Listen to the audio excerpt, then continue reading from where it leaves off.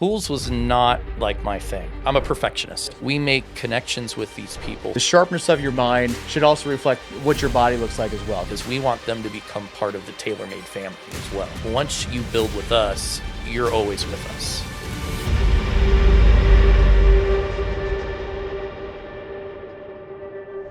Hey guys, I'm Jordan Lung here with the Fifth Element podcast, joined with John Graham and also Dave with TaylorMade Pools. Guys, welcome to episode 3. We're really excited to have Dave here and John. We're going to dive into some questions, but why don't you tell them how you guys met?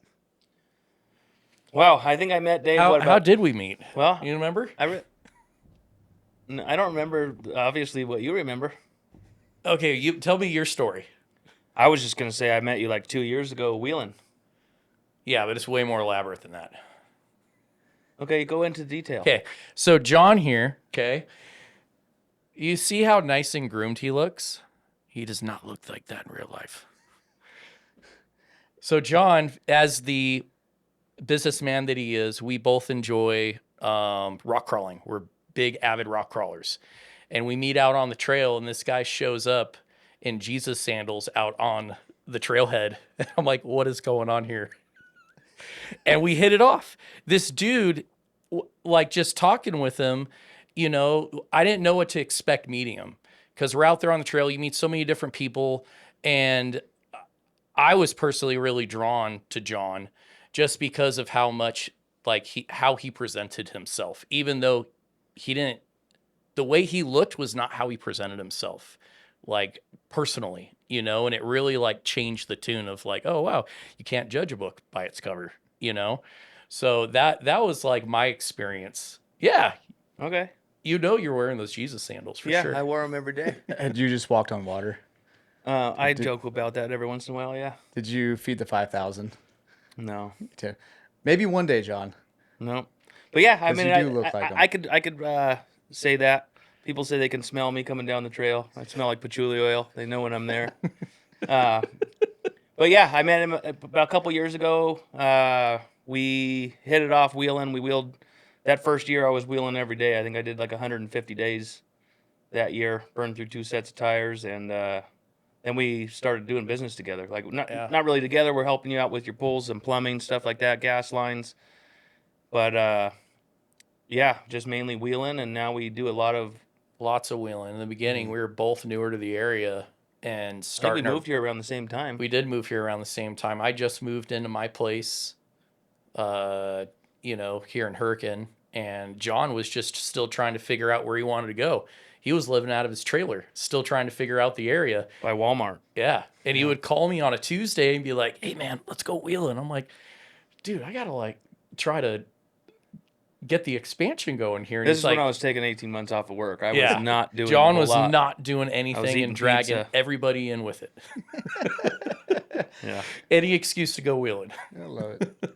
So Dave, why don't you tell everyone, your origin story, because you do amazing work, custom pools. I've seen your work online. It's very, very impressive. You don't take a billion clients, you take the right ones, and everything, they're not the exact same. They're not cookie No. cutter. So tell us, your origin story and how you got into it. So I actually, believe it or not, pools was not like my thing, right? Like I have a plumbing background. I was in the Navy in 2011. I was on the Ronald Reagan. We were part of the Fukushima Relief Act, but basically I worked in reactor department on the Ronald Reagan. And I was a machinist mate, and so plumbing, hydraulics, and specifically I was a diesel tech on that vessel. And so when I got out of the military, I actually went back into what I knew before, which was mechanics. I've always been a mechanic my whole life and always very detail oriented. So when I got out, I worked on hot rods, restoring cars, and then Painting too, right? Didn't you do some yeah, painting? do some painting as well. And then we had a customer come into the shop, and he was the prior owner of TaylorMade Pools. So TaylorMade Pools has been around since 1987. The past owner had a car in there, and he's like, yeah, I'm looking to retire. I'm getting older. And it kind of intrigued me because I was like, man, I never really thought about building pools, and I started tagging along with them, and then we ended up partnering. and I worked with him. And once I fully bought the company out, I kind of brought it back to life almost. Like it used to be the most predominant pool company in the Temecula area in Southern California. Um, I've heard a story where they were like driving down a street and they had like 100 something pools going that year, and there's a dig going, and Gary Taylor goes like, "Hey, what? Why didn't we get that house?" And his sales dude goes, "Gary, that is we did get that job. That's our job." Like, because they were doing a massive amount of pools back then. Um, but anyway, like I got into the industry and I loved it because I was still able to get back. Like I was able to bring how I don't know if I want to say like I'm kind of anal when it comes to I'm a perfectionist. Okay. Just yeah. Even some of the guys that work with me, they're like, "Oh no, we came to the job site. Crap." Like I really want everything to be as perfect as it can be, right? And that stems from, building hot rods, being in a nuclear reactor department where it's like, yeah, if you're not perfect, it's your life, right? So when we transferred in, I started building pools, I saw this gap in superior quality, you should say. But then it started to turn into not just superior quality, but also like, we're being let into these people's homes, and it's a longer project. It's not like you're hiring an electrician to come in and change a switch, and it's like, oh, thanks. Here's your bill. Like we make connections with these people. So now we've kind of turned, not only do we build high quality pools, but more our thing is we want to build with the right client because we want them to become part of the TaylorMade family as well. Because it's like once you build with us, like you're always with us. So it's just, I don't know, just kind of this thing that has changed my whole family's life. Really. I mean, we've made it a family business now. I love it.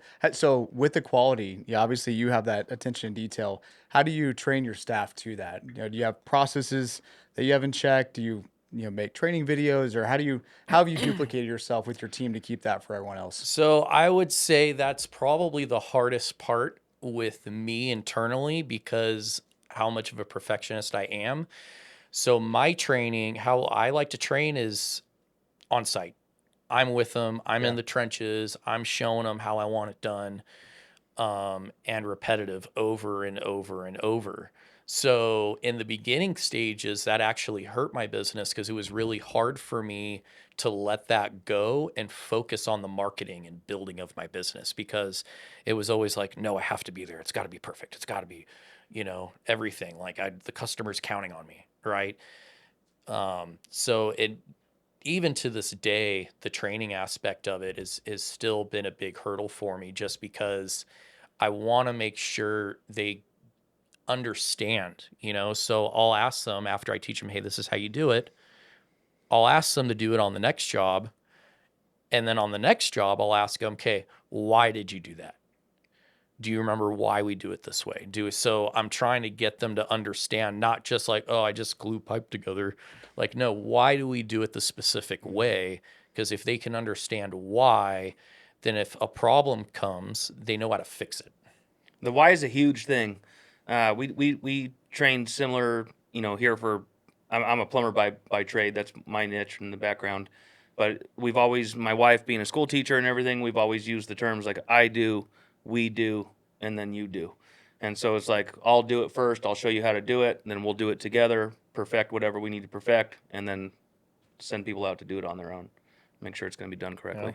Well, that if you could go back and tell yourself now, like your first year, what would you tell your first year self right now?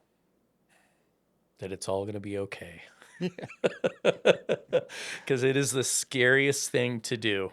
I mean, I was just bought my first home and it was a big leap. I remember when I told my wife, I said, I think I want to build pools. And she said, "What the hell do you know about building pools?"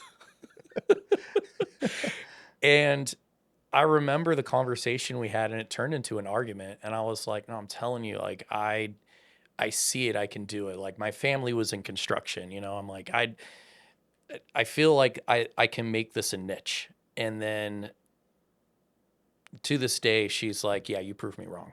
Like it's been awesome." But yeah, I would definitely tell myself like it's gonna be okay because it's always rough in the beginning. It's always scary in the beginning. Yeah. And tell everyone, so your area, you're not right here in Utah. No, tell everyone, your area that you guys serve. Yeah, so we serve almost all of Southern California. We stay out of LA and Orange County, only because of the regulations. It's really hard to work in those areas unless you have crews that always work in those areas and know the laws. So I'm the type of builder that I don't like to try to just figure it out as we go. Like I want to be like, no, this is how it's done. So Yeah. we work where we know, where it works, right? Yeah. Riverside, San Bernardino County. Riverside, San Bernardino County, Coachella Valley, San Diego. So we do work in a widespread area in Southern California. But our bread and butter is the Inland Empire. Yeah. Where do you see the pool building industry in the next 5-10 years? Changing drastically. Energy requirements are always changing. And I know in California specifically, they are changing the law that now any new pool build, if you have a gas heater, it cannot be your sole heat element. You must now either have solar heating or an electric heater with that equipment set. So now the price point's going up. So a lot of things are changing. A lot of builders are trying to figure out how to move forward in the next few years to be competitive and keep the price down. Interesting. We've talked a little bit about California, and now you've branched out here into Southern Utah, and it's been what, maybe about 2 years since you've started the business out Yeah, here? just about. Yep. How's everything going out here for Utah? It's definitely had its growing pains, I think, as any new business expansion is, but we've had very positive reinforcement in the community. I would say for beginning years, it's going pretty well. One thing we got to talk about. So on the last podcast, you guys remember Reagan, he talked about Sean Crane, and he's kind of a smaller guy. In I the actually tried to community. get Dave into Sean Crane, the Unstoppable 365, about when I was getting involved in it. You're like, "What are you doing?" And I'm like, "Oh, I hired this guy," and I tried getting you involved. Did you ever meet with them or anything? Or Probably not.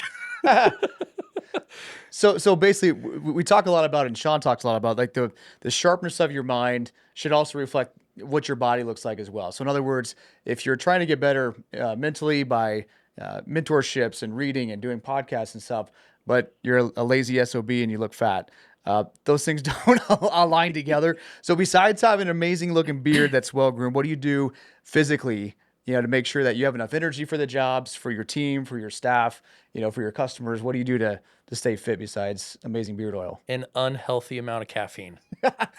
Are we talking No. energy drinks or shots of espresso? Yeah, you've espresso, actually got energy into drinks. like the BPC 157 stuff like that with. Well, I was hurting really bad. So, I mean, again, like I don't just run the business, I'm in the trenches with the guys and yeah, body hurts, man. So, I mean, I'm out there working. So, unfortunately, I don't hit the gym as often as I was like to. I mean, I do a little bit of jogging here and there, but, and really watching what I eat and what my intake is, I would say is more what my focus is right now, just because I'm everywhere. Yeah. But early days in a business sometimes is hard, and I'm looking forward to getting back into a routine. Nice. That's awesome. Man, it's so good to have you on the podcast. Thank you for coming all the way out and joining us, man. Always good sharing this with you as well. For you guys watching, please make sure to like, subscribe, hit the bell notification on YouTube, follow us online. Definitely check us out on our website. The site's growing. We're adding more and more locations to Element Home Service. And we just want you guys just to be along this journey. If you guys have other people that you would recommend or yourself recommend on this podcast, definitely hit us up in the messages below. And we'll see you guys on the next podcast. Thanks so much.